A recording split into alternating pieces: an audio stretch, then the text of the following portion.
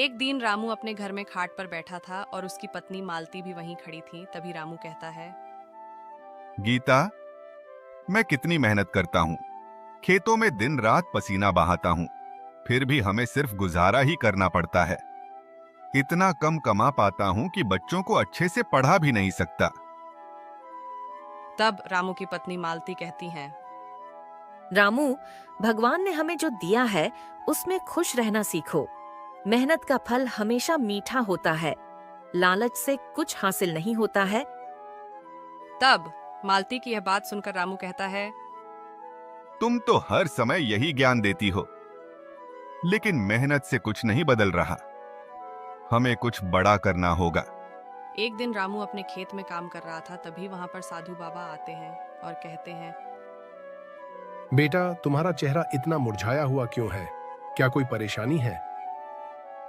तब साधु बाबा की बात सुनकर रामू कहता है, बाबा, मैं मेहनत तो बहुत करता हूँ, पर किस्मत साथ नहीं देती।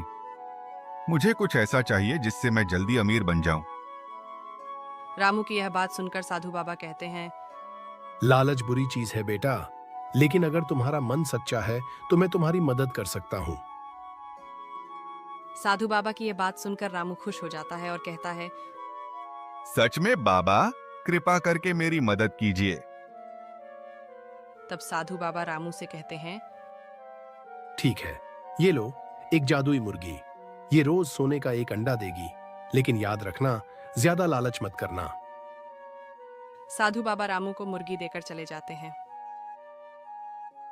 रामू मुर्गी को घर लाता है। मालती उसे देखकर हैरान हो जाती है और कहती है, रामू, तुमने ये मुर्गी कहाँ से लाई है?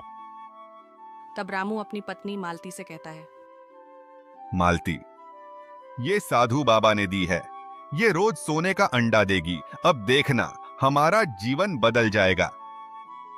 मुर्गी सच में रोज सोने के अंडे देने लगती है। तब रामू मालती से कहता है, देखा मालती, अब हमें किसी चीज की कमी नहीं होगी। तब मालती रामू से कहती है, लेकिन याद रखना, ज्यादा लालच मत करना।